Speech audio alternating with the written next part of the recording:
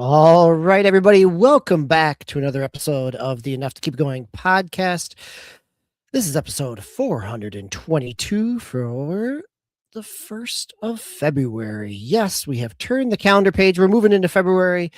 Still plenty to talk about. Game Logic is joining me tonight. Tao is off. I am glad to be here after being off last week.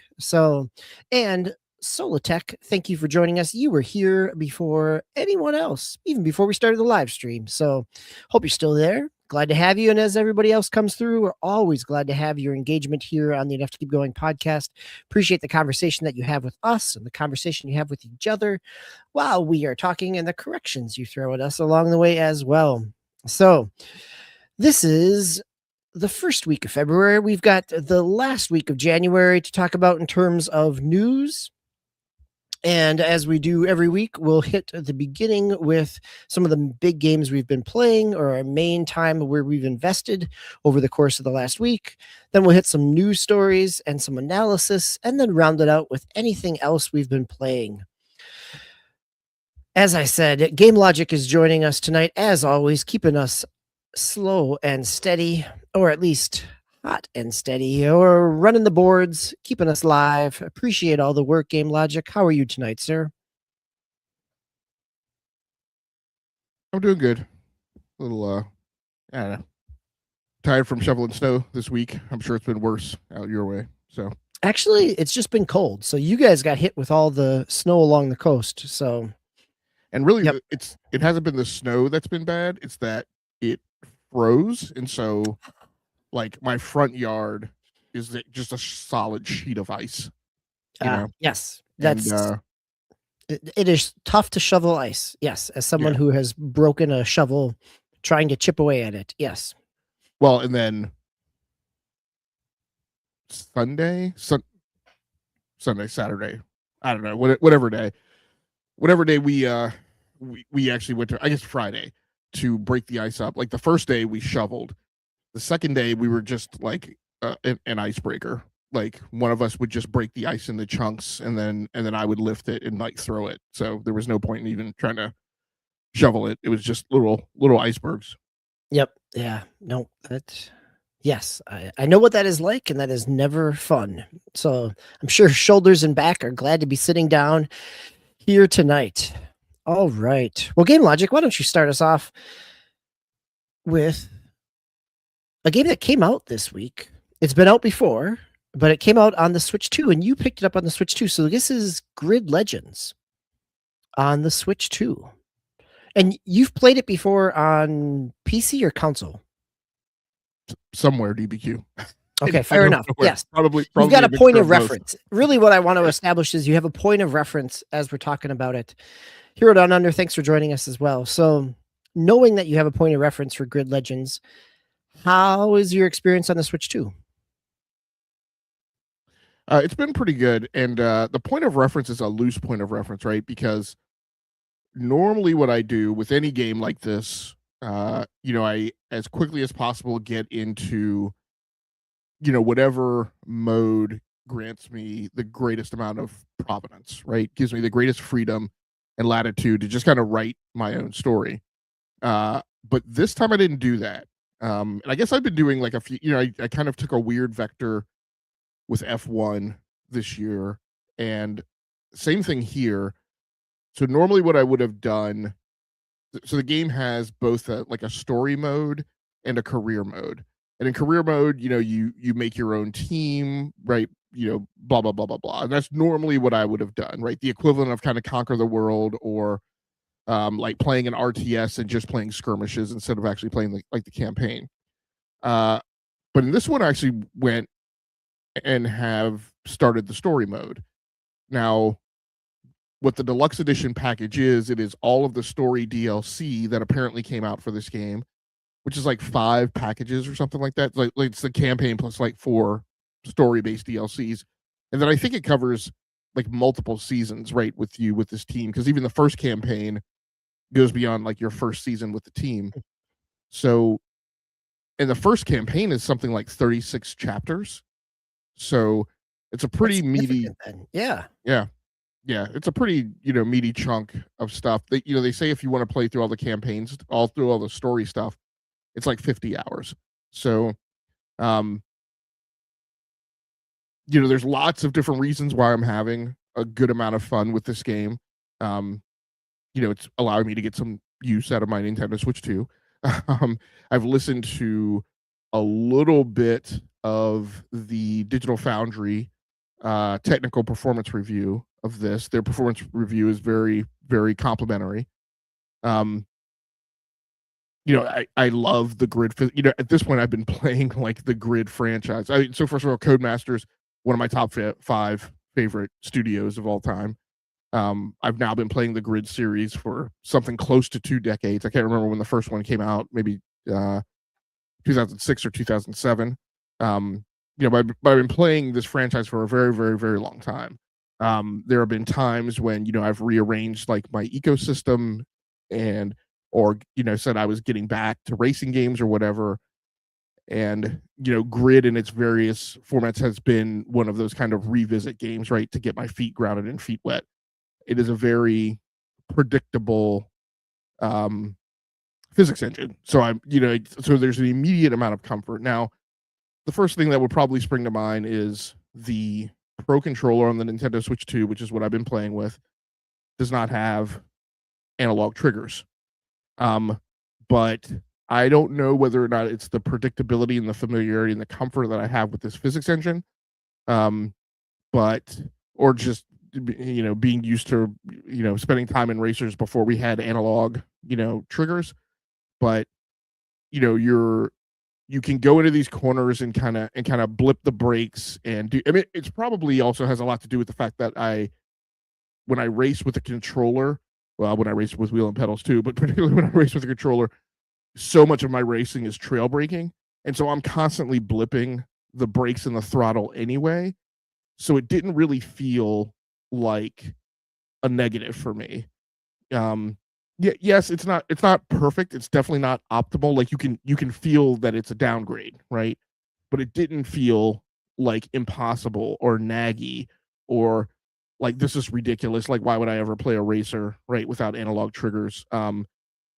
It feels good. It feels pretty great. It could feel better, but In terms of feeling better, what are you looking for that isn't here that you've experienced either in the other grids or just in racers in general? I mean, just my ability to like half pull like the brake. You know what I mean? Yep. Instead Makes of sense. having to blip it all the time. Just having the analog or that option to have the ability to have some nuance there.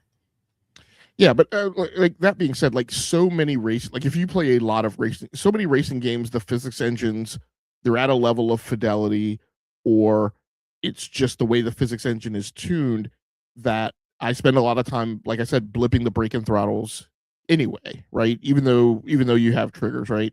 Analog triggers. So it didn't really feel like a monumental shift for me playing the game. I am playing the game docked right now. The first couple sessions that I've played, I have not had a chance to play handheld yet. I have played in 4K, and I have played in quality mode and performance mode. So is performance mode put it at 60? Performance mode puts it at 1440p 60. Okay. And I mean, it's one of those things that I kind of always say with racing games. It's like, are there some visual downgrades? Sure. Do you notice them when you're moving at 75, 87 miles per hour going into a corner? No, not really. Like you notice them at the start.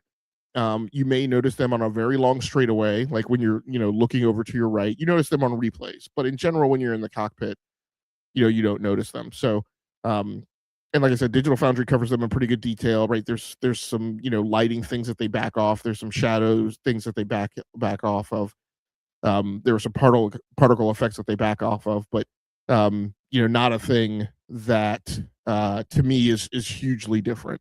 That really radically changes the experience. So Henry Heck, thanks so much. I see you there checking in the chat. We appreciate you. And of course, like the great thing is in your Hero Down Under said it the way the AI holds a grudge. What's neat in this is that all these little things, and I'm just gonna loop this video over and over. All the little touches that are in this racing game that are sometimes not in racing games, or at least not as prevalent.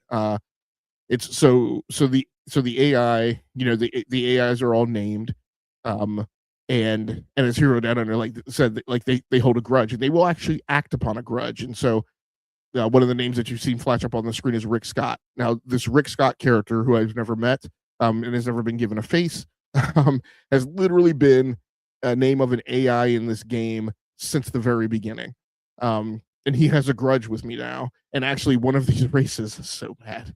One of the last races that I raced today was an elimination race. You have a story-based rivalry that is going on in all these cutscenes, and so the guy who's my story-based rival, I was beating on the elimination thing, and I'll be doggone if the Rick Scott AI didn't spin me out like on the approach to the finish line and allowed my rival to get by. So I still came in second, but I feel like the guy just did it for spite. He was like, I don't care if I beat you, but you're not going to beat your rival. Like I'm going to be, I'm going to be the story spoiler. That's Hey, fun. I mean, that it adds that level of like, it's not necessarily personal detail, but it gives a little bit of realism in terms of there's another factor to consider in terms of your variables when you're racing. Yeah. So there's not a ton of tuning and getting under the hood. I think you do that a little bit. I really haven't delved into that yet. There's in the story-based thing, you're not going in there and changing out your liveries and all that. You can do that over in the career mode. As much as I talk about, I love racing F1 and MotoGP now. I wish the World Superbike series was back, but I love racing them because of the numbers of those tracks that I'm familiar with, that I've watched sporting events on, that I've attended some races, right, watching people race on. I mean, it's pretty significant. Got to see Valentino Rossi race in Italy on one of the tracks in Florence. So, like those things I like love revisiting, and that nostalgia, and that's like woven in to, my love of racing and racing games. These are not all real tracks. Actually, funny enough, I think this track right here, actually, that's showing up on the screen, this is actually a track that was in Forza 6, I want to say.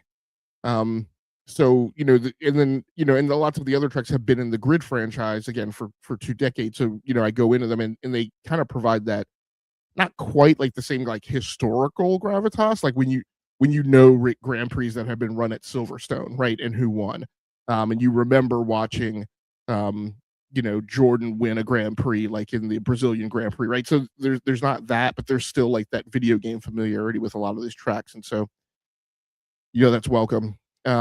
And then, like I said, the story based thing is hilarious. I mean, it's full on like FMV sequences and interviews, and this whole kind of tapestry that they're weaving about this racing league. And so it's really not quite novel, because F1 is doing the same thing too. F1 I feel like is a little campier and cheesier. At least it was in its inception. I haven't gone back to play the follow-on seasons, but like when they first did the story mode in like F1 2017, I think it was, that felt like really, really campy and cheesy. I remember the story mode being a significant kind of marketing point of this when it came out in 22. Like that narrative and the progression and all the other AI factors were definitely part of what they were pitching when this was releasing at that point. Yeah, and so for someone, for me who's engaged right now in a incredibly deep RPG with a wildly sophisticated like progression model, this is more than watered down. Like I don't even know what the progression, like you score XP and I see that I'm leveling up, but I don't really know what the leveling does. And maybe it has more impact in a career mode by giving you access to like different cars or something like that. Right now it's just kind of fame and notoriety. But yeah, but I'm having a good time. I think I think I was kind of ticking off like why this game is important or why it matters before. so yeah, it's given me an opportunity to use the Switch 2. It's given me the opportunity to use the Switch 2 in one of my preferred genres. But I think again, if you listen to the Digital Foundry technical analysis on the performance, another big thing about this game is it is probably one of the most competent racers on the Switch platform to date in terms of its physics model and how it handles and its graphical performance. So I don't know that there's any realistic. Well, there's not many full-fledged releases that are realistic racers on the Switch 2 at this point. there's the Need for Speed Hot Pursuit remake, which Oh, I yeah, have which but was on, haven't played. but it was on Switch 1 It originally. was on Switch, right? You're right. Yep. So right, this is, as far as I know, this is the first racing game delivery that is a Switch 2 right exclusive. Not also the Switch 1. And Digital Foundry also talks about that as well. Like one of the things, going back to the old days, right? One of the things you would like to have with a platform launch with new hardware is a really competent racer that really shows off the graphical performance and upgrades. And this definitely does that. It's a third-party title, but this definitely does that. And in a day, I'll also say, as a racing fan, in a day where so many racing games wind up getting locked out because of licensing expiring with the manufacturers. And in this case, where this was a game, I think this was a game. I will look it up. When you're talking about your game, I can't remember what year EA bought Codemasters. I want to say this was before, but I could be wrong. So I'll need to double check that. I think it was in development before the purchase. Like, I think it was released on EA, but I don't know where that. Yeah, so figuring out what that transition was, but it's probably somewhere around there.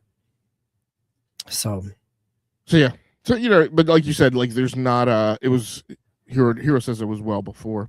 I can't remember. I just can't remember when they closed that. EA didn't release it. Okay. Well, yeah, I'll thank you for look the up. correction, Hero. Yep. Because I know WRC was the first Dirt released under EA, if I'm not mistaken, and that was just last year. So maybe that deal closure has been sooner than I think. Sometimes I worry because I think something just happened, and then when I look it up, I'm like, oh crap, that happened like 10 years ago. Like when we were talking comics a few years ago, we keep talking about New 52 like it's a new thing, but New 52 was over a decade ago at this point. Yeah. Yep. 15 years at this point. Yeah. Right. Yep. Yeah. Yeah. All right. Yeah. Nice.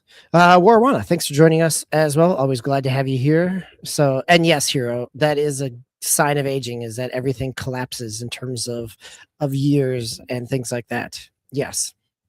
So, in terms of collapsing, let's talk about. We're not going to talk about the internet dialogue around Highguard. Well, maybe we will, but I played some Highguard. Highguard was the game that was kind of teased at the end of the Game Awards back in December. It is from Wildlight Studios, former Apex Legend and Titanfall 2 developers. It released this week. There's been plenty of dialogue out there, and both in terms of salty and analysis around much more around the release and the promotion, or the planned stealth drop and the expectations that come with a Game Awards. Really, I played it. I played it on launch. I played it on PS5, so I did not encounter any of the performance issues that were happening on PC. Warwana says Highguard is fine. 90% of players that jumped in on release just didn't want to miss out. Right? Yes, it was easy to get clicks, and if you are trying to generate some ad revenue, it was an easy topic of the week to cash in on. Let's see. Hero Henry Heck, you've got about 25 hours in. All right. Very curious on who your main is, who you like to play. It's it started this week as a 3v3. by the end of the week, this weekend, they released a 5v5 patch, which was one of the comments that was one of the feedback that people were having on it. Hero Down Under said, tried for 20 minutes, definitely. Fair enough. It is, it's, you got hero shooters, you got multiple, and really it's 3 different waves, kind of 2, because the first wave isn't a whole lot. You get a little bit of base building, or at least base reinforcements, which depends on things. Then you're going out and looting. The maps are relatively big, or at least have felt big in terms of when there were only 3v3 people, that you weren't seeing a whole lot, depending on how far you went into the map, in terms of you're going out grabbing armor, you're grabbing an extra, upgrades for your saddle because you have a mount. You can speed things up. You have 2 weapons, and you have a kind of special weapon, which could be a rocket launcher, which destroys walls, or zip line, which can get you up to spots further. It is, you've got, after you get kind of the dropping in, grabbing gear up, you have a capture the flag moment where something called the shield breaker spawns, and you end up winning firefights over that, in terms of like you would in any other capture the flag, that you are grabbing it and trying to defend the person that has it on your team. And what you're trying to do is bring that shield breaker, which is a big sword, to the edge of the enemy's base. Then you put the sword in. The enemy's base has 100, and your base has 100 health. Basically, whoever has a shield breaker and scores takes off 30 points. Then, if you hit, once you get into a base, then you're in a kind of team fortress mode. And Henry Heck is playing it right now. Excellent. You get into a team fortress kind of mode where you've got 2 spots where you can plant bombs, which take off a portion of your base's health, and you have a base core, which is deeper into your structure, a little harder to get to, a little easier for the enemy to defend. And it takes a little longer it takes 60 seconds for the core to detonate if you set a bomb, and it takes, I think, 40 or 35 seconds for the 2 other sections where you can plant a bomb, your generators where you can plant a bomb. And you go until you can potentially wipe a team on the first go, and then you go back into a cycle of, if you've defended, if the enemy defended as you were attacking and your time ran out, or actually the spawns ran out, you get a certain number of limited spawns. Some characters can give you some additional spawns, I believe, as Mara, who's one of the few support characters. Then once those spawns run out, the cycle starts back over, and you are going back out to loot a little bit. Each time you loot, each time you're in a cycle, the gear upgrades. So you're starting in blue, then you move to purple, then you move to yellow or orange, right? Your traditional kind of rare, legendary, exotic, in terms of getting loot, and then going through that same cycle of capture the flag, either bringing it to the enemy's base or trying to stop the enemy as they're coming to your base, and then trying to stop them or advance by planting bombs or diffusing bombs. That's a general gameplay loop. Over the course of the last week, or the course of the week, like, I was doing pretty good the first 2 nights until people learned the maps. And by the time I jumped on yesterday in 5v5, I can tell that the skill ceiling has definitely climbed upward. But it certainly feels, I'd love to, who we got? Henry Heck, you've been playing it for 25 hours with Condor as a main and Una as a secondary. That be curious on how the community of it, or those playing it, respond to the difference between 3v3 and 5v5. That in 3v3, the pace is definitely, or was early on, a little slower because the maps are large. Your encounters are not as frequent. And even when you are defending or attacking, you're only trying to keep track of 3 other people rather than 5. And so it seemed faster in terms of being able to attack, or when it was 3-on-3, because it was, you know, you could have somebody kind of sneak around to the side, or it was also a little easier to defend because you had smaller player count. And now in 5v5, it feels faster. It feels a little frenetic and frantic at times when the gunfights are going on. In some ways, the final base piece is, it's the collapsed circle in battle royale, is that everybody is only in one spot. And so, I'm enjoying the game. I'm stammering around it a little bit because I think there's been so much dialogue and negativity around it.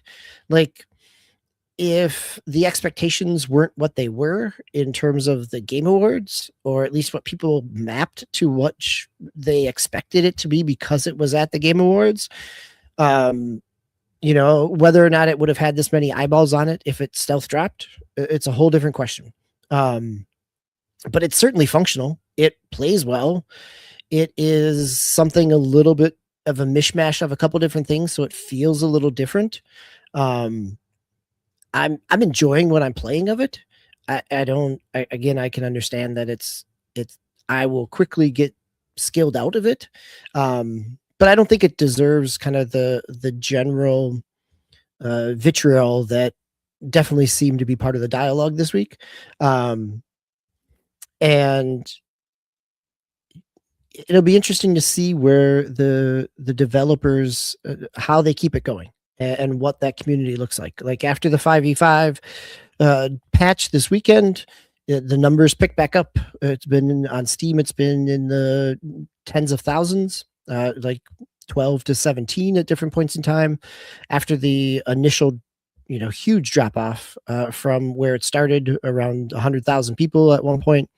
But yeah, and I think the fact that they could get a 5v5 mode out within the first week shows that they're listening to the community, that they're trying to be responsive. So it'll be interesting. I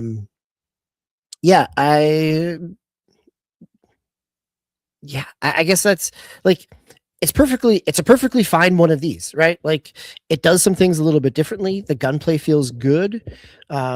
I don't think it is suddenly revolutionary, but I think because it's not something that a big studio, like as Hero Down Under talked about, Conquered being more enjoyable for him, because this is an indie studio and a smaller team and not a big publisher with expectations over it. Potentially it doesn't need to generate the same amount of numbers that something like Concord did, so it has the ability to find a community. So I'll be curious to see kind of what in 2 to 3 months, what's the dialogue is. If this is something that does find a dedicated community, it certainly, there's enough gameplay mechanics in here that people who invest in it could be rewarded. So to be here, one question, and I think you answered it, but so I haven't tracked the whole news cycle on this thing. But was that the flip?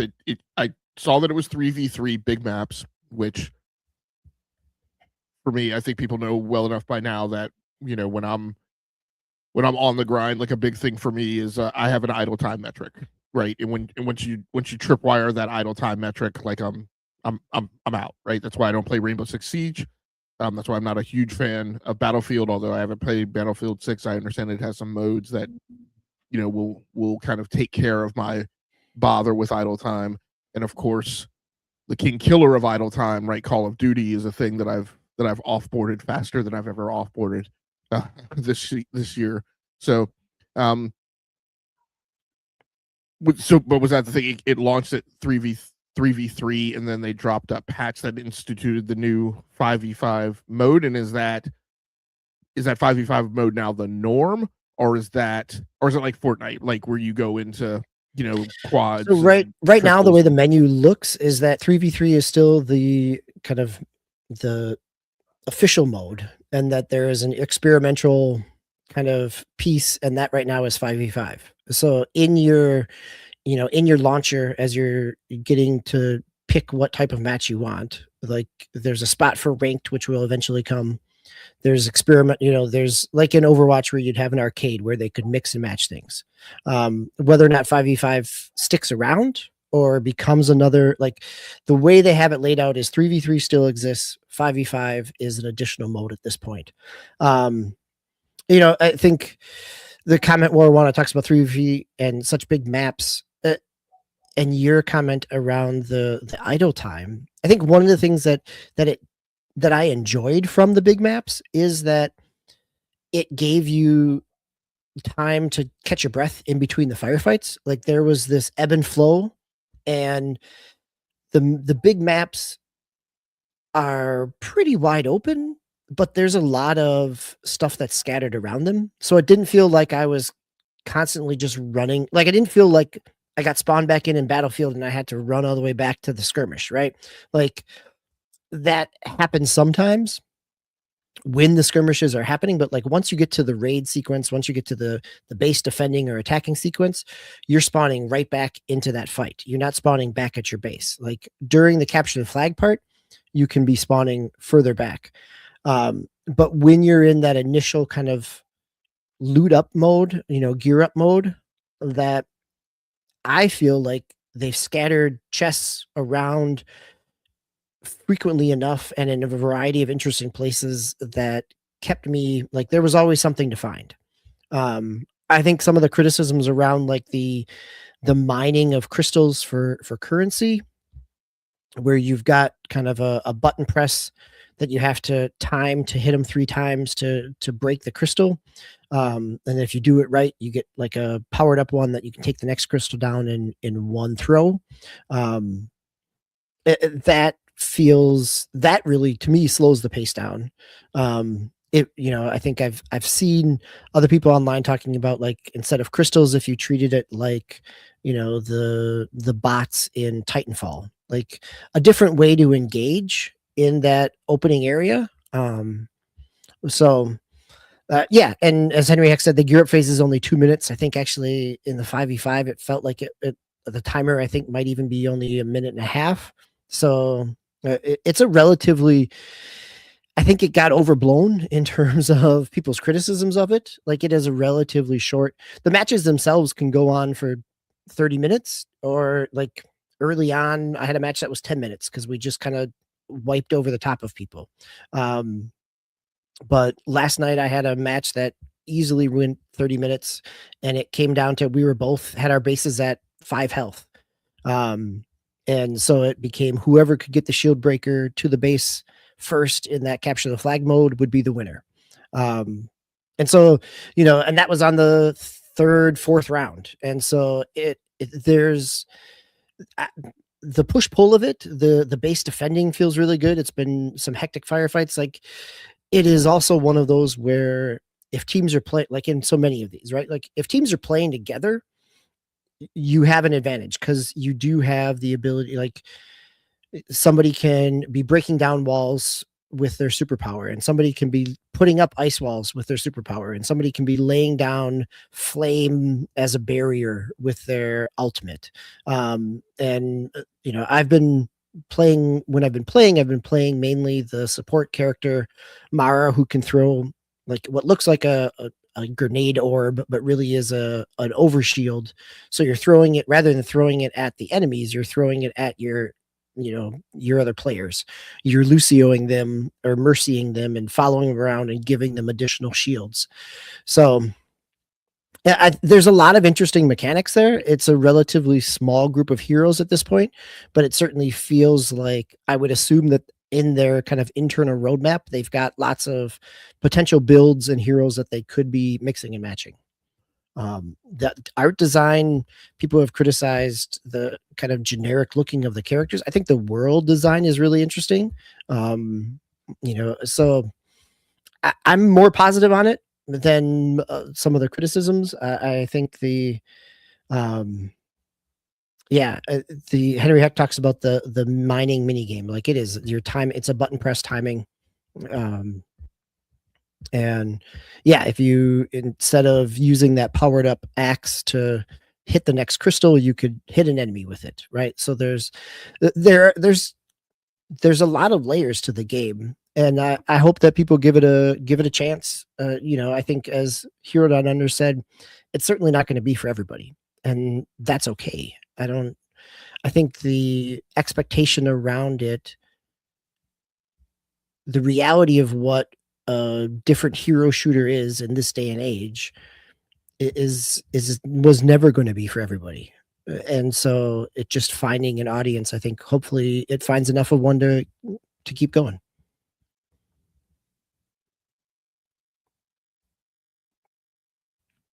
So you're playing on PlayStation 5, right? So Yeah. Yep. Playing on PlayStation 5, so I haven't had to deal with any of the kind of PC stability things that it was encountering early on. The patch that came out this weekend also included some stability issues for PC. Warwana talks about if playing on PC, you can be done in mere minutes, depending on the accuracy and the coordination of the team you're playing with.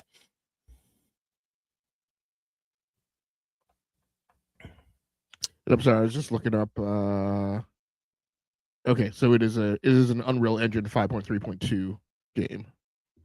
Yeah, I could see that in terms of the design. Yep. Yeah, so there's room to potentially roll it forward to an updated version of UE. We'll see how they go about tackling that. Any other comments or questions here, or do you want to dive into your next game? When so when you talk about it being a hero shooter, which I think again we revisited a few months ago, and I think came up with the conclusion that genre is not necessarily the gold mine, right, on the competitive market. That it winds up being fixed in our minds, and I don't know why. Like, I think because one or two got successful, we were like, oh, but like when we pulled the thread on, okay, well, which ones have really gone big? It's not that many. So,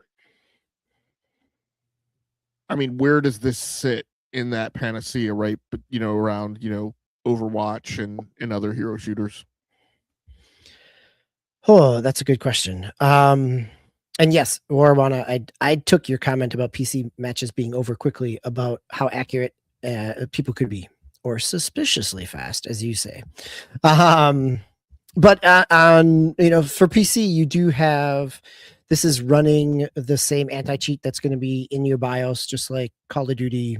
This year's Call of Duty is, right. So, in theory, it is trying to address some of those things as well. In terms of where it lands with the hero shooters, in terms of, I think because it is doing something a little different, because there is this kind of mismatch, or not mismatch, but a mashup of different game types.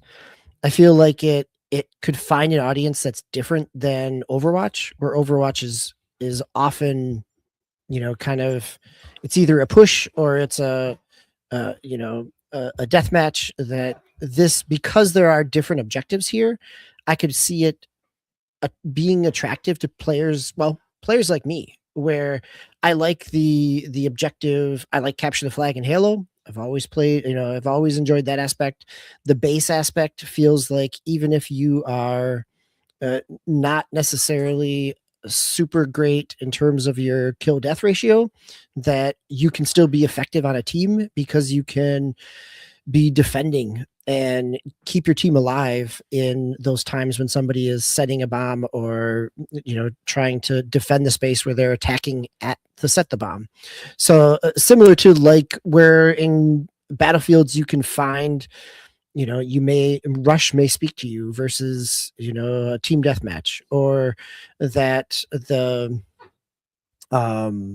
control point aspect of those games, it will attract different audiences. And so I think that this has the potential to find an audience that isn't necessarily, well, I think that is probably the largest question, is that if there are if is it also, because it's a mishmash, it's a mashup, like, are the people that enjoy those things, are they already settled into their current game, or is this enough to pull them away? Or is this something that will pull them back in because they've bounced off what they used to be into?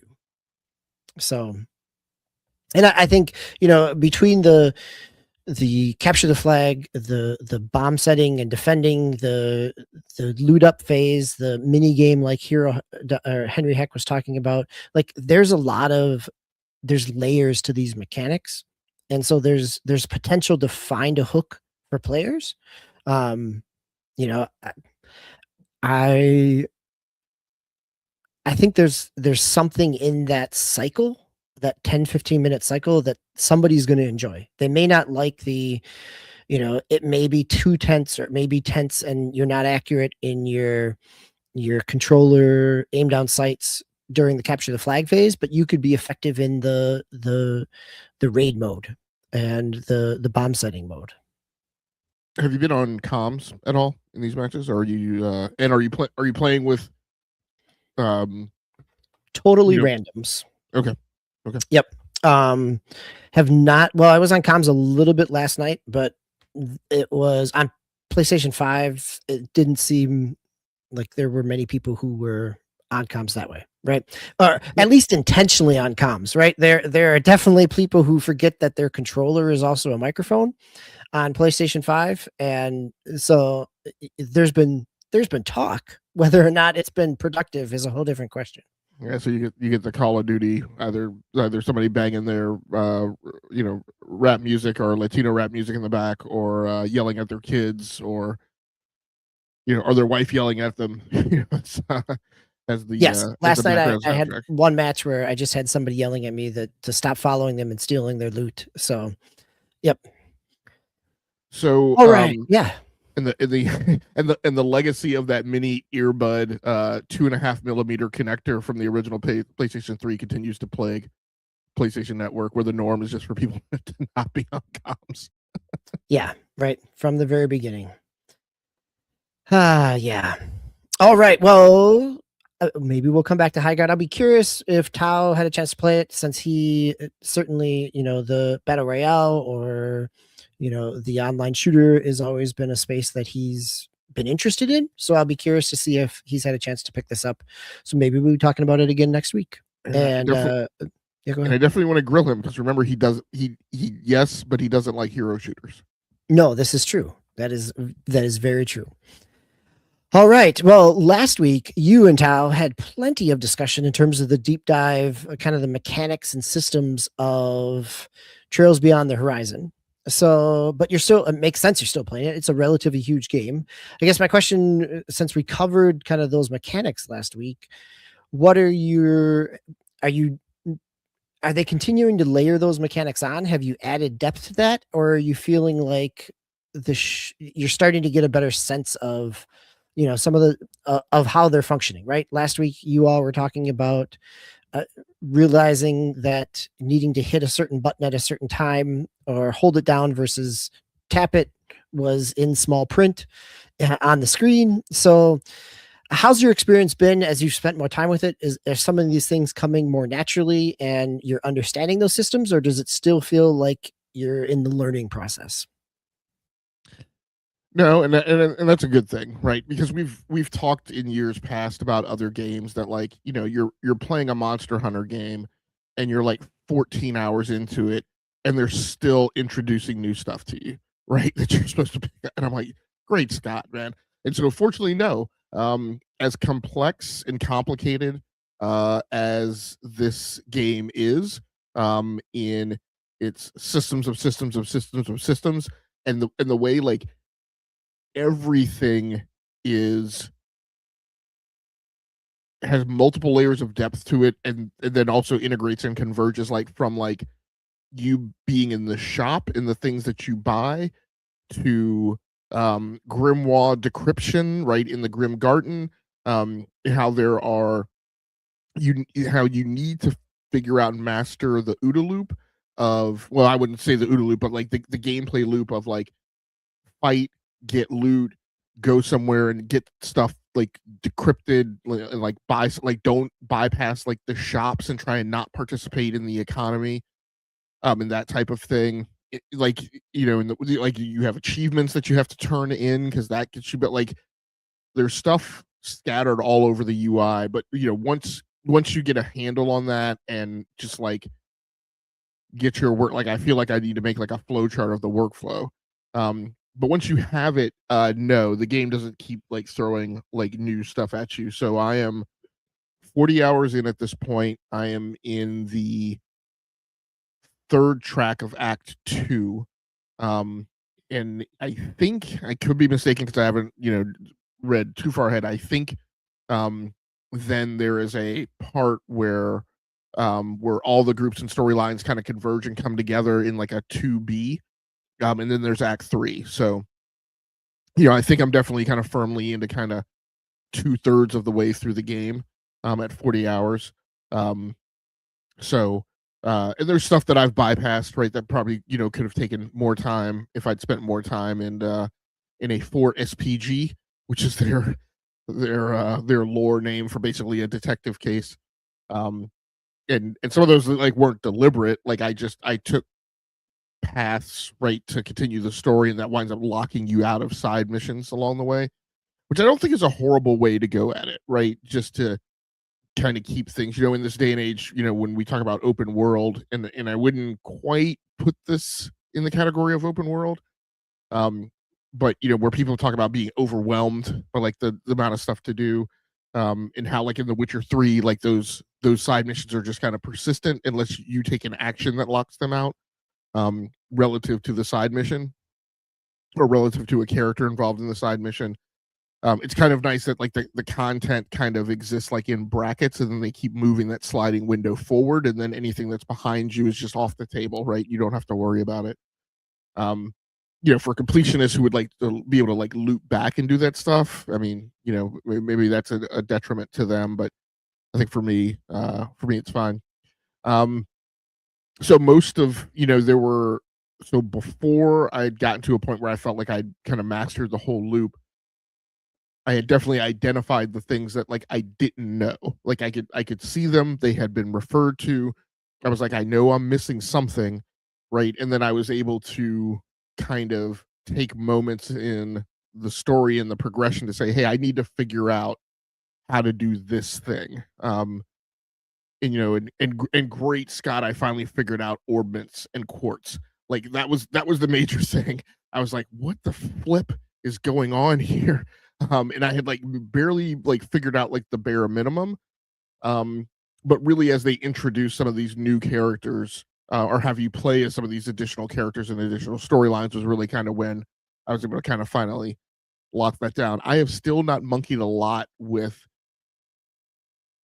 swapping out what holocrons I have configured in my orbments, but I think I'm going to pick a point in the story where I am going to firmly do that, because the game the game has that, but it doesn't seem like it really encourages you. And to a certain extent, I'm okay with it. Like I don't want a big scavenger hunt, right? I don't want like the secret. Oh well, there's this secret holocron that first of all, in your holocron list is like 30 something holocron deep, right? Right. The thing that you can only get if you have a guide to track down, right? Like, yeah, and so I don't want to, and I don't want one that you pick up because you're like constantly obtaining them, right? So I don't want one that you pick up that in some secret guide somewhere, it says, oh well, if you arm this one to this one character, because like you have an array of like 30 something characters by the time you're playing everyone's arc. Then that person suddenly starts dealing like 40,000 damage. Like I don't want any necessary Easter eggs like that. Like I don't want that I got a secret type of thing, right? But I do feel like there should be some level of encouragement that encourages you to like mix those, change those things out to get some differences in gameplay and strategy. But when I have gone off and looked at guides, they're basically like, yeah, just don't bother using any of them except like the default. So I'm like, well, that's not a lot of fun. Like in that case, I'm like, well, why bother making them swappable? But there is a mission that they do give you where they like force you to swap it out, right? Just to make you go through that mechanic. It is incredibly deep into the story. I was like at 30 something hours into it. I was like, I probably would have presented this. If this is a tutorial, I probably would have presented this like sooner into the game. But but other than that, this is it's not an Atlas game, obviously, but it kind of incorporates all of kind of those standard mechanics that I've become used to as I've experimented with those games last year. And so I'm having and you have to learn. Like one thing I didn't understand is I did not understand why my S brakes were not powered all the time. I was like, well, how do I like get the S brake back? Is it just on a timer? Where's the timer? So I had to figure that thing out. Um, but you do have to learn, like, okay, this is how you lose access to your S brakes. This is how you regain access to your S brakes. This is why you use powers. This is why you use crafts versus arts, and vice versa. So and you do have to figure out, field battle versus command battle, because there are objectives right here in the group. In the actually, I'm not in the Grim Garden. This is a section that plays very much like the Grim Garden, but you have to figure out and learn those things. And I think that's my one major criticism, actually, is this here. Like, when you are playing through kind of, I'll call them the dungeons, because even when the area, like here, even when the area appears like you're in the outdoors, it's still a dungeon, right? Right. So the only thing that kind of bugs me about that is, again, I'm 40 hours into the game, 2/3 of the way through. The structure of the dungeons is very much the same. Like, there's not a ton. Like, there are a couple that have like some geographic features that are kind of unique to that level, but as far as their structure goes, I mean, they're all just kind of palette swaps, right, of each other. Um, and there's some, like, there's one that I played where, like, you have to figure out where some levers are, right, to get this one door to open for you to proceed through.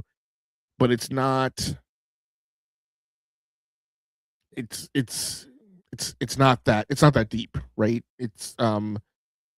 And yes, I will admit the hypocrisy of, I've very well been on the show and complained about this, the multiple games we've played that have had the ice level and the water level and things like that. But by the same token, like, there's just not really a ton of variety in the dungeon structure for these things. There's changes in the cosmetics, but it's all just kind of standard, which I guess, Sure, the visuals are different, but you're still doing similar things. yeah, which I guess, again, you could look at that as design balance, right? You could, because of the depth of the combat and progression system, they can say, maybe it's, we're not going to throw a ton of, complexity, and thank goodness there's not like a ton of puzzles, like real, like, bare bone, like, dyed in the wool puzzles, right there. Like I said, there's some little, like, level things you have to figure out, like find a lever to open a door, but there's nothing in here like like God of War puzzles or anything like that. So, but yeah, it's been fun. It has been a great, I will say this, a great couple of games really to kick off the year, right, for me. A 60, 70 hour JRPG, and a racing title, I'm playing this on PC, and a racing title on Nintendo Switch 2 that actually has, like, as much fidelity in it as, as a racing game, on a set top console. So we'll see as the year goes on, but I'm certainly enjoying playing this, and I've got time. That's the big thing too. I've definitely got a window where I'm not really wrapped around the axle about anything else coming out, and I feel comfortable, that I've got, room to squeeze in another 20 hours before I really need to figure out something else that I might want to jump onto.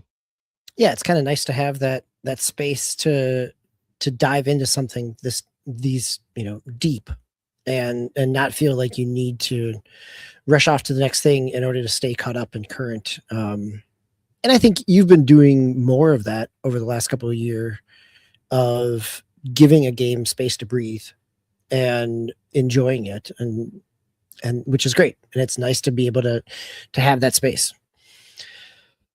All right. Well, Real Nate, thanks for making it in. Always glad to have you here.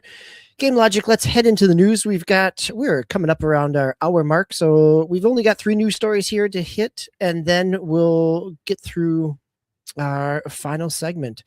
So if you want me to take any of these, please pass it along. Otherwise, I'll let you go ahead and start off with the first one here. coming from a variety of places, picked up this GDC survey. You've got the article from Push Square, and the article from Push Square also references Video Games Chronicle as well. Yeah, and I don't think I'm going to hit the article itself. I just use that as like an anchor. Okay. If Well, let's go. Yeah, you can absolutely feel free to talk about the survey. People have heard me talk about this like 2 or 3 times this week already, so I'm definitely interested in your insights and assessment of it.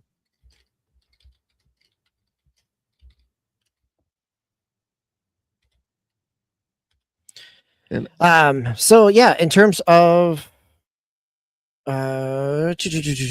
let's see here. I think that the article, this is the GDC one that you got put up, the actual survey. It talks about a couple different things. One of the big headlines that made the rounds this week was around that developers were about twice as interested in making PlayStation and Switch 2 games as they were for Xbox. And really, the article, if you scroll back up, I think it was there. But anyway, you can see those numbers. It shows you've got basically the question was, which platforms most interest you as a developer right now? And 80% say PC, 40% say PlayStation 5. Steam Deck is also at 40%. Nintendo Switch is at 39%. And Xbox Series X and S is at 20%.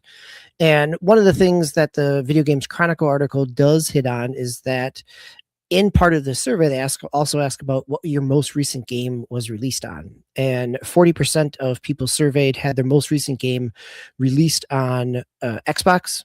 And so it does show, again, it's multi-platform. If you have a multi-platform game, what that interest is. But I think, the fact that Xbox is at this layer of interest is the articles were accurate in terms of kind of the state of where Xbox is. Like last week, you all had a chance to talk about the developer direct, which is great. I think, but it also, time month after month, we've seen from Circana data kind of where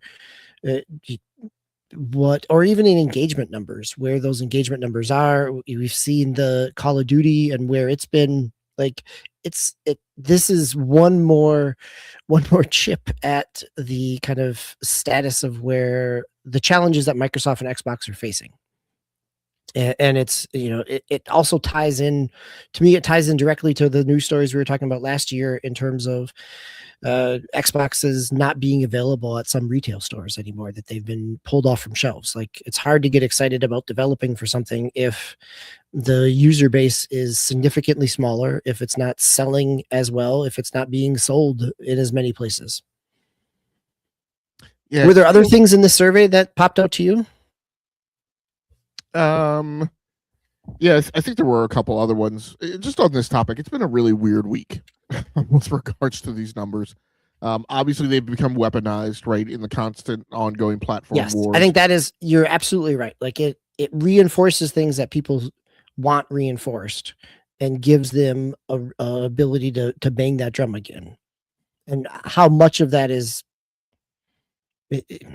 how much of that is looking in and reading what we want into numbers versus what the actual piece is. Like, you could look at this and say 80% of developers want to develop for the PC. Console gaming is dead because only 0.5% want to develop for the PlayStation 5 or Nintendo Switch. Like, you could take that exact same logic that people are banging a drum on for Xbox and apply it across the board, which isn't what people are doing either. Yeah, so there's bits and pieces of this that are just kind of inherently tied up in the technology. Like, 80% want to develop for PC. Well, PC is the default, and your development always starts on PC. You don't start building a game on a console, right? You start building a game on a PC, right? And then you slipstream it over to the console to load and then start testing it, right, and work things out. But your live environment is on the PC.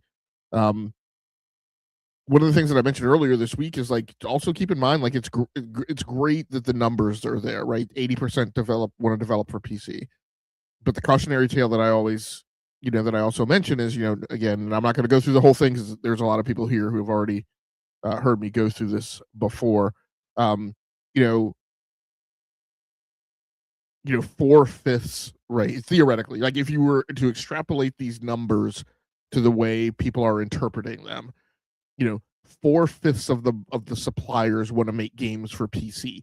That is why 19,000 games wind up on Steam, where only 8% of them, of the new games that show up there in a given year, earn 91% of the new game revenue. That's why, like, only the top, I forget what the number is, top 100 or whatever, top 1,000, some incredibly small number of games break 100K, right? While 17,999 other games are, if you want to quantify it, right, actually failures, right? Because they don't make enough money to pay a single developer salary for the year, right? So again, before you like run around waving your terrible towel, right? That hey, people want to develop for PC, nobody wants to develop for for consoles. I'm like, that's are things people need to understand. Also, many of these things are subsets of the other. If you're developing a game for Steam Deck, it's because you're developing a game for PC, right? So, yeah, right. It's just kind of it's such an odd piece, like the ROG Ally. If you're developing a game for PC, it's going to run on these things, right? Like some of this is so granulated out. Well, there's pieces of it. Like, so what I took this to mean is, like, if it said, I want to develop for a game for PC and I want to develop a game for Steam Deck, right? And I want to develop a game for ROG Xbox Ally. That is, you are going in and making some microscopic, super granular tweak that is hyper specific to that hardware platform and maybe whatever software goes along with it, right? Yep. Yeah, you're being intentional of that. In terms of its functionality, right? It's could release at multiple different spots, but you're being intentional about some of these things. Yeah, so passing the Steam Deck, verification process and things like that. So that I understand. But like I said, other people were choosing to like ignore the fact that that 40% who were developing for Steam Deck must by definition be a subset of the 80% that said they want to develop for PC. This is why you have to read the question when it says check all that apply. Guess what? People check more than one. I won't go into the argument I had with an individual who chose to blow by the choose all that apply and read these as discretes and mutually exclusive. So, but another thing I want to make, like, but there's some truth to the story and then some meaning to the story in ways that make sense but are also still slightly negative, right? And that's like the Xbox numbers. So you're right, like the way these questions were couched, the question was basically, what platforms did you most recently build a game to deploy to, right? Or are you actively engaged in building a game to deploy to? Once that game is done, what are you interested in working on next for platforms? And so, no, it's not good that only 20% of people said Xbox. However, think about the landscape. We are 5 years into this generation, and Xbox is advertising to the suppliers in the market. They've already told the suppliers in the market for the ROG Xbox Ally there was not going to be an SDK. Right? That they were, hey, are we going to get an SDK for it? No, why would you get an SDK for it? You're just developing a PC game. So when people say, hey, I'm only interested in Xbox, 20% interested in Xbox, that's because Xbox is telling you that the next thing that comes down the road, because Sarah Bond said, hey, the ROG Ally kind of tells you what we're doing next. So if they said you don't need an SDK for it this time, they're probably going to say you don't need an SDK for it next time. So it's probably not an Xbox. Right. If you're developing for PC, guess what? Your game can release on, So now the negative part of that is still, there are still people who are convincing themselves that games are going to be built to go to Xbox Series X and S.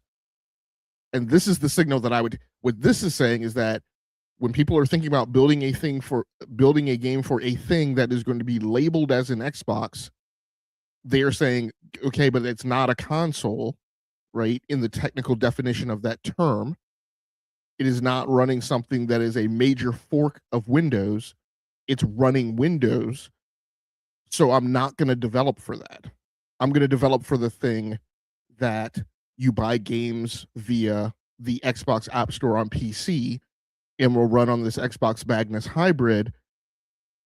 The discussion of am I building a game for an Xbox X and S in a 12 months time is going to start meaning that you're making a game backwards compatible for a console that is not being continued into the future. So is it London, is it the sky is falling, London Bridge is falling down?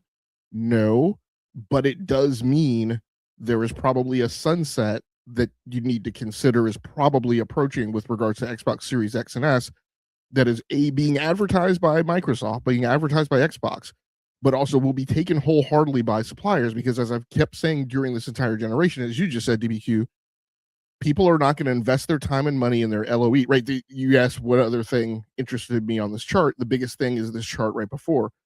What are your company's top factors for choosing a platform to release a game? 78% said audience reach. Yep. Xbox Series X and S does not have audience reach. Yeah. The audience reach is on PC. And primarily via Steam. And then number 2 would be PlayStation. And like neck and neck, kind of in a weird transitional state right now would be Nintendo. But I mean that's why the number's 20% for Xbox. So I mean, I think that's a good, like, those two numbers are in conversation with each other, certainly. Yeah. So that was those were the sets of numbers that really, I had some interest in these Unreal and Unity numbers and the size of company numbers, but we don't need to go through them here today. I will take the opportunity to self-plug. If you want to hear a conversation about those, go listen to Gaming Outside the Algorithm on my own YouTube channel, Rounding Off Infinity. I do get into those numbers and what I think they mean. Nothing wrong with a self-plug. Yeah. No, I think that it's always interesting to see where developers, what they're thinking in terms, and this is why I always appreciate the conversations that happen around GDC and the data that comes out. Is it's insightful to have a sense of what developers are thinking. It is also for an industry, it's a really challenging, as I've said this before, it's a really challenging spot, as you alluded to with, like, yeah, you could be interested in releasing for PC, but is your game going to get discovered? Are you going to sell enough units? Is it like, I'm going to go back to Highguard for a minute, and like, yeah, for all the crap that it's taken online, so many more people, and the chat mentioned this as well, like so many more eyeballs were on this game than if it just simply shadow dropped. And it doesn't need to be record setting. It just needs to find an audience that can sustain it. And in this market for small developers, that's a really tough thing. And, one of the things I'm trying to be intentional about this year is every week that I'm on, I'm trying to highlight an indie game, because it doesn't always rise to the top. It doesn't boil up, and it doesn't always get noticed. And so, as I was talking 2 weeks ago, talking about Big Hops and the rally game developed by a single person, it's hard to cut through. And that's the bigger challenge. Like, yeah, 80% may be excited and interested in developing for PC, but are they going to be successful there?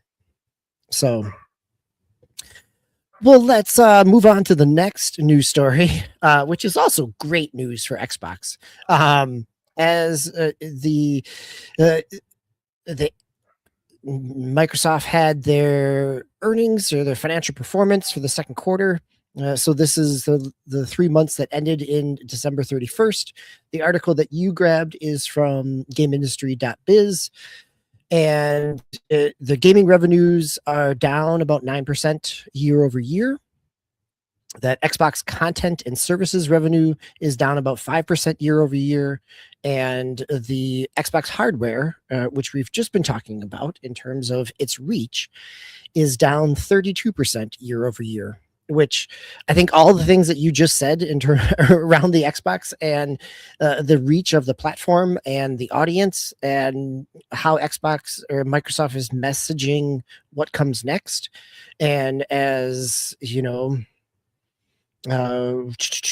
Warwana said in the chat, PC is Xbox, and so these are not surprising. We've, this is not the first year that revenue has been down or this is not the first quarter that revenue has been down for Microsoft, and it just speaks to me. It speaks to the challenges that the Xbox gaming division is facing in terms of moving forward. That the layoffs that we saw last summer and Microsoft and in the gaming divisions, that was one of the things that corporate was looking to trim costs because they were not bringing in the revenue that they needed or expected to or were expected to when there are reports of 20 to 30% profit.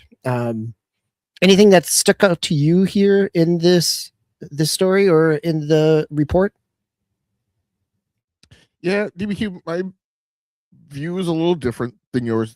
These numbers were surprising to me. Good. Okay. I'll take that. Let's have some discussion.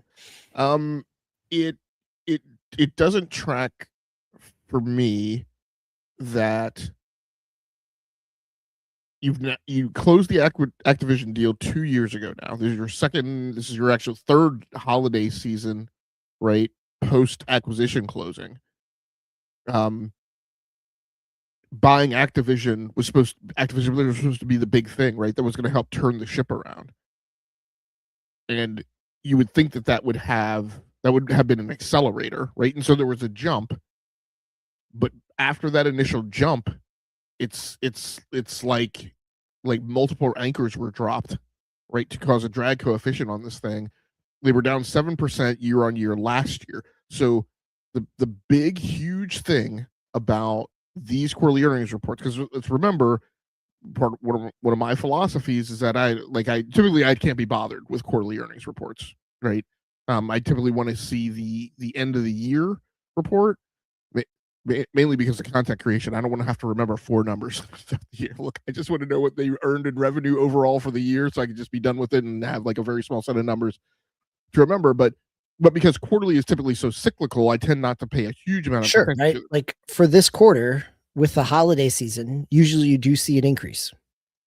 And so that's the big thing for me. I'm like, my big thing is that you can argue that for a consumer electronics company, there is nothing more important than the holiday quarter. You can argue that everything we do throughout the year is all just a big wind up, right, to knock things out of the park in the holiday quarter. And so despite having more studios, more IP in the portfolio, more levers to pull and switches to flip and dials, right, this paints the picture of things moving backwards. And it's not just hardware. Like the hardware number, like to me, it's a nothing burger, right? Content and services being down 5%. And and the reason is because the preceding year was so big.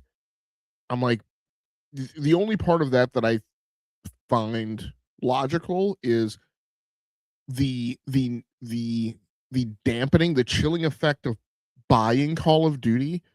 I don't think had really cemented when you put it in Game Pass the first year. This year on the second due, I think many more people are like, screw that, I'm not going to buy it. I'm just, I'll just get it on Game Pass, despite the higher price. But even still, for a lot of people, they're going to pay the $30. They're going to play a little bit of the multiplayer, but they're not going to stick with it, right? They're not the people buying. They're not the people, buying the 4 or 5 battle passes throughout the year and playing it for the whole year, right? They just want to go and look see. And now I think that's having a big impact. Her argument that Q4, calendar year Q4 last year, and I should have pulled this list, but I didn't. But like the big splashes were Call of Duty, obviously, and Indiana Jones, right? But I don't know that Indiana Jones moved the needle that much last year from a buying perspective because it was only on Xbox. So this year you have Forza Horizon 5, which has been charting. And of course that was out before this quarter, but I mean this year, this quarter, you have Call of Duty again, Black Ops 7. You have Microsoft Flight Simulator 2024. It's about games you're shipping to PS5. You have Microsoft Flight Simulator. You have Ninja Gaiden. And every time I go through this list, there's always one, and it's a different one that I forget every single time. So I had the other three memorized. It was Microsoft Flight Simulator that I couldn't remember the other night. That released on PS. That released on PS5 in Q4. Yeah. Ninja Gaiden, Call of Duty, Microsoft Flight Simulator 2024, and Outer Worlds 2. And Outer Worlds 2. Yes. So, like, basically attributing this to like we didn't have first party content. I'm throwing a flag on that play. That is absolutely not the case. Yeah, they definitely had. Oh, there we go. Ramon Terrell, thanks for joining us, but also thanks for the save with Outer Worlds 2. Yeah, yes. No, that's not an excuse. Like there wasn't those are the content that they planned on. They didn't plan on Call of Duty being as poor of a sale as it was, is what they didn't plan on. But in terms of releases, they had things each month in that between Ninja Gaiden and Call of Duty and Outer Worlds, they had things coming in a sequence. That was their plan. It's not like something got pushed back. It's that what they planned on wasn't enough to move a needle. And let's remember that like once you ship a title on PlayStation 5, it's there. So your inventory, right? Your stock inventory is constantly increasing. So you can talk about new game shipping, okay, fine, but like your total amount of games that you have sitting on the platform potentially earning revenue should be greater. So like these are not good indicators to me, right? And in a quarter where Matt Piscatella talked the entirety of 2025 about how subscriptions were up, right? And said so again, right? So theoretically, Game Pass subscription numbers are up. And revenue too. So despite that, right, these numbers are moving backwards. Like all these things like don't paint the picture to me that they should be, because supposedly what should be happening is like the strategy should be working, right, in air quotes. So I don't know. This is interesting. I mean, yeah, it's interesting. It's also not I don't see anything that's a positive direction for Microsoft out of this. Like all the things that you laid out in terms of what they had in the pipe, of what they've, should have had with Game Pass revenue, with price increases, all of this seems to be continuing to trend in the wrong direction for Microsoft. Yeah, and so then you project forward into like, well, what comes next? I don't know. Like we're not really dropping new hardware, right, for 2 years. Xbox Magnus comes along. Theoretically, based on the way that device is positioned, most of the money that gets spent for content that will be played on that device will not be through an Xbox store, digital storefront. But will be through Steam. So like I don't get, and then, I'm sorry, I'm just going to just throw slander and shade directly, Sache saying, we saw record PC players and paid streaming hours on Xbox. I'm like, yeah, because you enabled Xbox cloud gaming at all 3 tiers of Game Pass, which you hadn't done before. So naturally, people at those lower 2 tiers probably at least experimented. Like that doesn't tell me anything. And they were already subscribing to Game Pass. If they're still on, yes, they're paying a higher price, but they're not new subscribers. Record numbers of PC players. Like who exactly? Like, do you mean through the Xbox App Store, or do you mean people who purchase your titles on Steam? Wow, in a point in the timeline where we've shipped more titles through Steam, we see more players playing our titles on Steam. I say, yeah, Satya, I get that, right? But your content and services again is down 5%, right? Moving backwards from where you were a year ago. And a year ago you were only up by 2%, right? Which again, you could, when you've when you've now had like the Activision Blizzard crew for a year, you kind of think. So I don't know. We'll just see how things wind up. What I will readily admit is we don't have Nintendo numbers yet. We don't have PlayStation numbers yet. There are a lot of people running around saying, "Oh, well, the whole industry is okay." Well, we'll see when those numbers come out. If those numbers come out and don't look the same, then we've got a problem.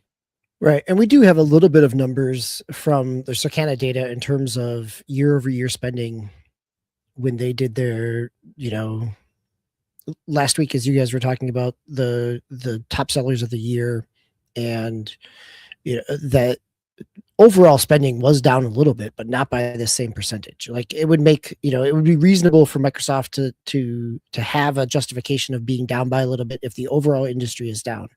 These numbers are down significantly more than what that overall industry is. Ramon Terrell, a good commentary in the chat in terms of thinking about some of the causes behind this, whether this is, kind of built up ill will and a series of successful struggles, successive, there we go, not successful struggles, successive struggles. I just don't like, I think Ramon Terrell's last comment of, there isn't much they can do to win back any significant amount of goodwill and move the needle up, or with a question mark, right? Like, where do they go from here? And, as we've been talking about, as Microsoft's been talking about, if where they go from here is moving more in the PC direction, potentially that changes their overhead because they're not dealing with the hardware as much, or that their hardware doesn't have as much of an overhead. But that's still, how much of this moves Microsoft into just another third party developer rather than a major player in the hardware industry? Well, I think that's where they are now, because I think they have much more relevance as a publisher than they do as a Yes, I wouldn't disagree with you on that at all. So as a hardware vendor, they only matter to 9.85%, right, of the market, the hardcore who are still on series. But the thing that you mentioned, and again, I apologize if it sounds like I'm having an opposing point of view, is, so yes, right, the hardware, alleviating themselves of the hardware burden should help, but they should be well down that road. Like Amy Hood's commentary that like when things are good is because of the movement towards higher margin business. And when she talks about that, she's talking about software, right? Well, you're not doing a lot of hardware right now. You've foisted any cost for that off on Asus for the time being. If you're still cranking out Xbox Series X and S's, I have to ask why.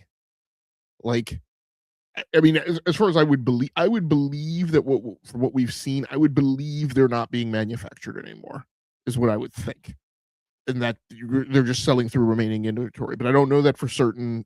There are people who assert that they're still making them, and I'm like, okay, well, why if you want higher margin business? Here's my big thing, my big bazinga. In the time gap between Q2 FY25 and this Q2 FY26, you have decreased headcount by at least 2,000 people, right? Because one of the big layoffs was in January, right at when these things came out, and then I think they laid off some more over the summer. So you've dropped, and that was 1,900 people in the January layoff. So you've dropped at least 2,000 people. That's wiped all the fringe and overhead associated with those employees, right, and their salaries. You have also killed a significant amount of projects, which means the capital expense that is riding on your either capital expense or R&D column on your accounting sheet, right, has been significantly reduced. And anything that you had outsourced to contract work, not contract labor, not contract labor working on an in-house project, but I'm talking about like Avalanche Studios for Contraband. And even though they were working on an internal project, I'm still going to include in it like Crystal Dynamics, right? Because that wasn't just a bunch of QA testers, right, from some they were involved in the development of Perfect Dark. Yeah, you were paying you were paying Crystal Dynamics some, probably fixed fee, right? With maybe a couple like small incentives around, but you were paying them a fixed fee for like the development to onboard as like an organic part of your team. So those costs have also been eliminated. And so despite all those cost cutting measures, you're coming up with a negative growth number. And overall for the business unit, a total negative growth number that's bigger than your negative growth number that was last year. Right. So these are all things that if you're a normal financial, right, if you're a normal investor and analyst looking at a company on Wall Street, like these are all things that do not look good in terms of interpreting financial health, right, of a going concern as a subunit within a larger corporation, and cause you to ask questions as an investor. What is going on here, and why are you doing this? In a year, in a quarter where they're I think their revenue for the corporation was up by 60%, which is also super fishy because Microsoft didn't ship any new products. Right? So I haven't pulled the thread on that yet, but we're stranger things. Yes, and I'm sure we'll have more to discuss as we hit the end of March and into April when we get end of the year reports as well. So before we end off the news, let's hit one more. This is another week and another Ubisoft story. So Game Logic, you want to take this last one here? Yeah, and I'll cover this really quickly. Again, self-plug, if you want to go over and listen to Gaming Outside the Algorithm, I've been covering Ubisoft extensively, so it's probably like 2 hours of content over there between 2 episodes on the whole Ubisoft thing. We are shutting it down. Ubisoft union calls for international strike. 5 unions in France have proposed a mass walkout in February in response to widespread cost cutting and a return to office mandate. Ubisoft unions Saint JV, Solidarité Informatique, CGT, CFE, CGC, and Prétemps Ecologique are encouraging employees to down tools for 3 days from February 10th to February 12th. Strike has been called in response to the colossal reorganization announced by Ubisoft last week, which will see the company restructure its studio system around 5 creative houses. So I'm going to kind of fast forward and slipstream this like really quick. Not even the first footstep, but like one of the preceding footsteps to this was, I can't remember what the headline was, but like anger and something are like running amok at Ubisoft. And like that was the statement in response to 10 people showing up to a protest in Paris.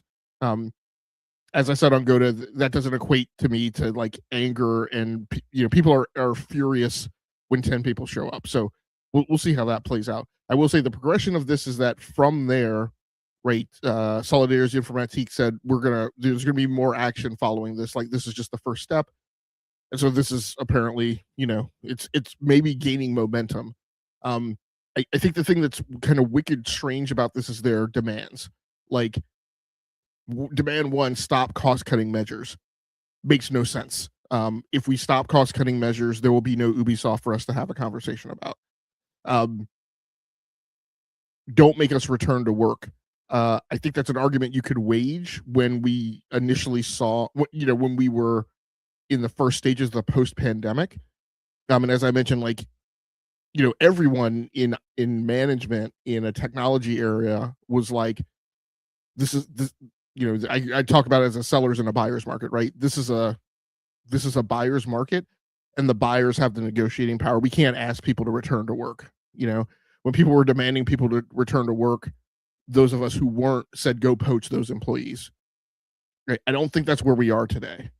I think it's now become a seller's market, and corporations have more negotiating power on asking people to come back to work. So I think, if you're on the union side, this is something you have to think about.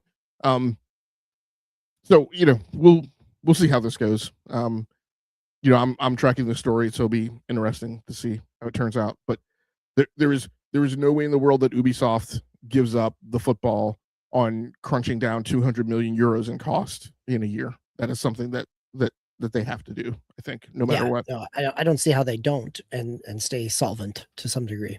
And that's roughly about 800 people they've got to drop. So, variance in that depending on salary level. Yeah, but they basically need to drop 800 people in a year. So, all right, let's round the corner into our final segment. I appreciate the discussion. As always, Game Logic around the news, plenty to chew on.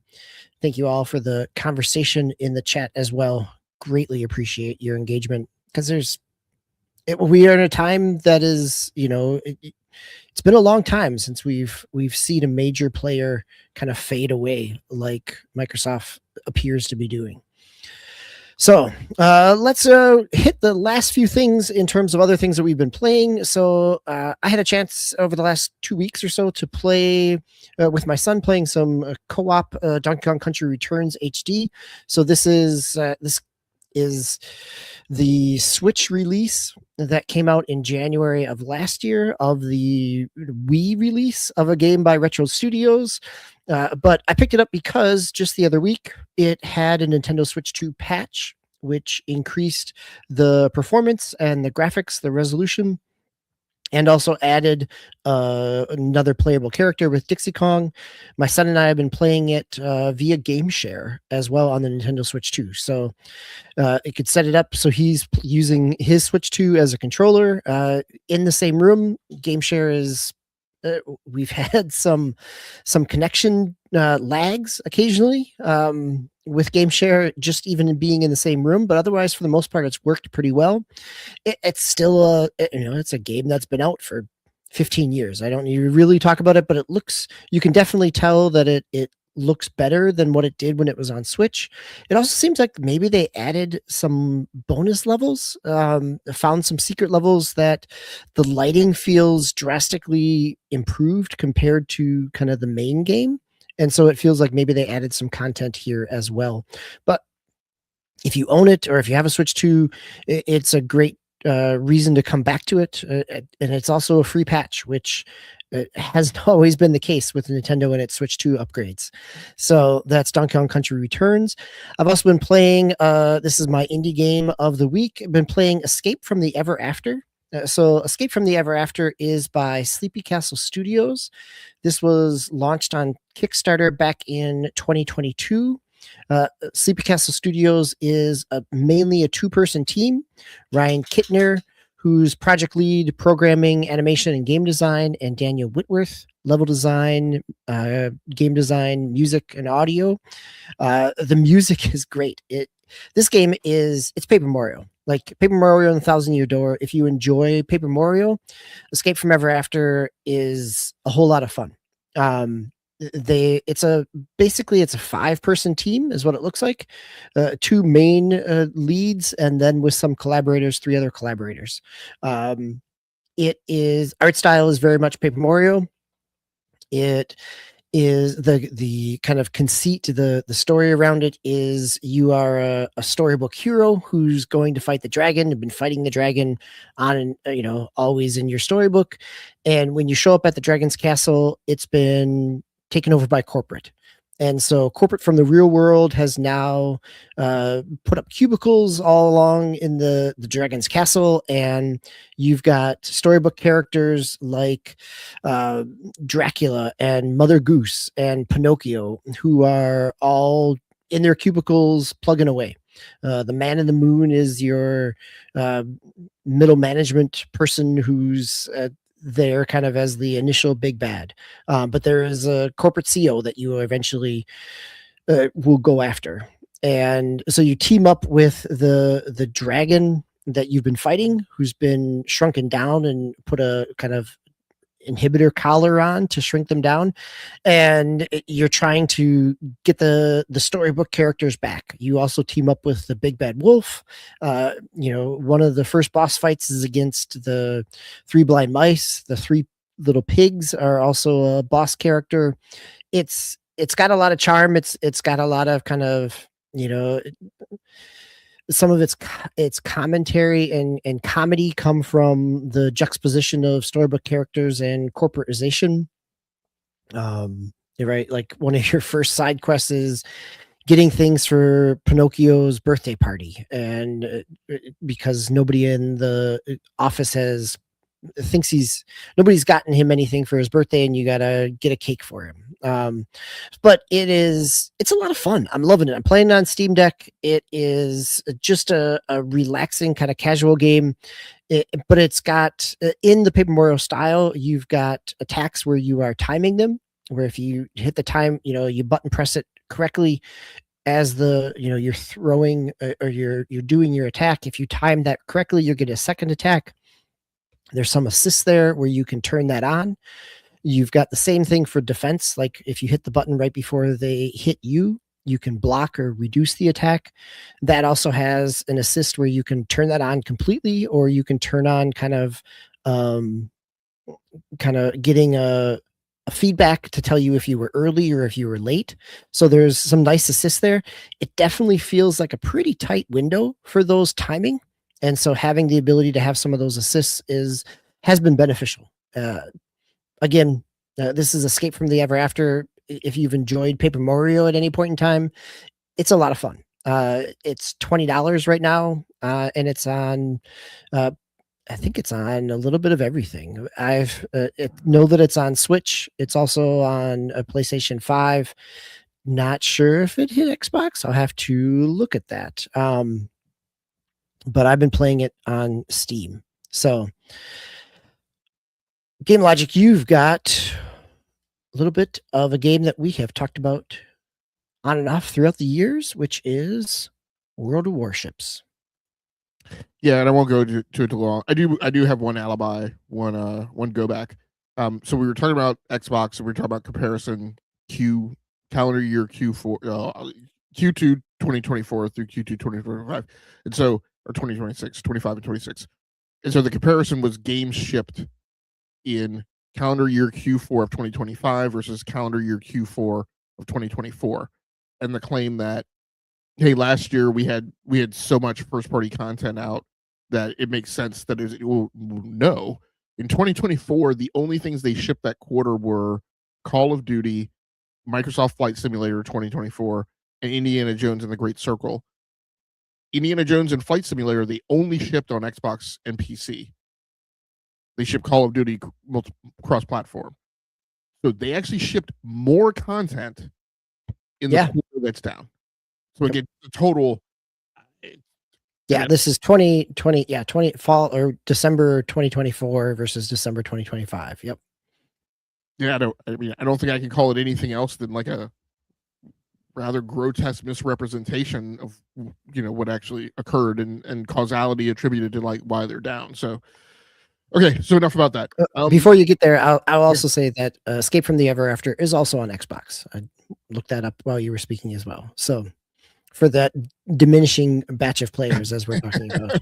Right. So yeah, I won't go long into World of Warships. I just added it to the list just to show the variety of things that I'm playing in between the tackles of playing Trails Beyond the Horizon. What is interesting in going back to it is so number one, I've brought 2 4K monitors into the studio, one of which I'm on now. I actually need to go and look at some performance stuff, and I get the sense that maybe because of some things I saw on Trails Beyond the Horizon that we didn't talk about, I am starting to wonder if ultra widescreen actually is a bigger performance impact than 4K, because I saw better frame rates on this 4K monitor than I saw on the other one. This machine actually has a less powerful GPU, so that's something I got to look at. But I have been playing World of Warships in 4K on an OLED monitor. Looks spectacular. It's an older game, but it's one thing to say 4K OLED kind of spruces everything up. The other thing that I've been interested in, because I've gone back and they've done some things to make the grind maybe not as bad in World of Warships, but I've been spending a lot of time playing PvE, and I was a little disheartened, right? A couple years ago with some of the toxicity, and finally this time I was like, wait, is there a big chunk of players who only play PvP on World of Warships? It turns out about a third of World of Warships players play PvE either as their main or exclusively. So it's an interesting, because and part of the reason I did that was because I've been noticing in these co-op matches there's a little more. I haven't tried to get on a headset to hear people are talking, because in the past when I've done that, there's been nobody talking. But there's a lot more like yucking it up, like in the chat, than I've noticed in the past. So I feel like there's a pretty solid core of people there who or just playing the game for PvP to avoid some of the toxicity and like some of the other mess. So I've actually been having a fun time running into people and who are being fairly social and having a good time playing the game. I've been having a good time too, and so like I said, the graphical spruce up has been interesting. One last thing I should have mentioned on, again, going back to Trails Beyond the Horizon. Quick note on performance, but that game does implement DLSS 4.5, as well as 4 and 3. So it has a few different things that you can play around with. On DLSS 4.5, I've noticed on the RTX 3080 Ti that I have here, as has been advertised, and even on the 4070 Super, 4.5 causes a performance hit that I haven't particularly cared for. I'm actually getting much better. I'm getting better performance on a 4K monitor with an RTX 3080 Ti in that game with DLSS 4 than I was getting on an ultra wide screen with DLSS 4 on a 4070 Super. So kind of some, slightly not weird or wonky, but just comparison things that I'm seeing across hardware sets with those upscaling technologies. Nice. Sorry, I know that was going back and forth between Trails and World of Warships, that's okay. Yeah. All right. So thanks, Warwana. We'll come back to that game next week. I just wanted to ask about what that game was. You talked about a game that came out in early access on PC, and then the studio shut down. The game is Ashes of Creation. So we'll add that to the news story next week. We'll dig into it a little bit, see if we can find out some more information so that we can share it with other people on our news cycle for next week. Thanks for bringing that to our attention. Appreciate that. And I think it speaks to what we were talking about in terms of discoverability and success rate within PC development and how challenging that is for studios to find an audience. Yeah, so I'd love to dig a little bit more, learn a bit more before we can talk about that.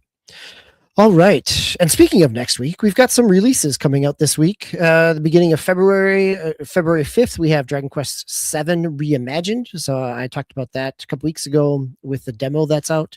That's coming out on everything, PS, PlayStation, Switch, Xbox, and PC. My Hero Academia All's Justice on PS5, Xbox, and PC. Another big one, I think, for this week potentially is Neo 3 on PlayStation 5 and PC. I'll also be curious to see what those sales numbers look like for Neo. It historically has been a PlayStation game that has released later on PC, so having a day and date on PC will be interesting. And then on the Switch, potentially, as the rumors say, we might get a Switch Direct about third-party ports, and we've got one third-party port coming this week, which is on February 6th. We have 2K's PGA Tour 2K25. Game Logic and we both have played this on other platforms over the past year, so it'll be interesting to see what the performance looks like. The previous PGA Tour that was on Switch was 21. Switch skipped the 23 edition. It ran pretty well on 21, so I'll be curious to see what it looks like on 25. And it PK play blah blah blah blah blah exactly.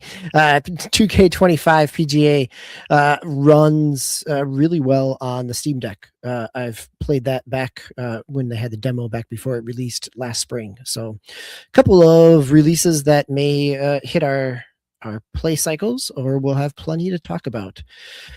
So been a busy week, lot for us to chew on, and I really appreciate everybody who came through and helped discuss this with us, whether we're talking about the news stories or we're talking about Highguard and other commentary. Warawana, Nate, Ramon Terrell, who else here? We had Henry Heck. Thanks for being here. Hero Down Under, always glad to have you, even though you're working, as you are down under. And Solotech, you were first and foremost, and so I will mention you last, as you are here as well. All right.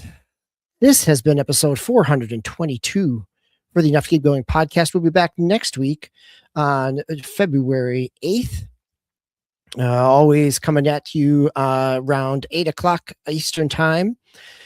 So for myself, DBQ Hams and Game Logic, this has been one more in the books, episode 422 for the Enough to Keep Going. So until next week, play the games you love those you play with, and be kind to yourself. Good night, everybody.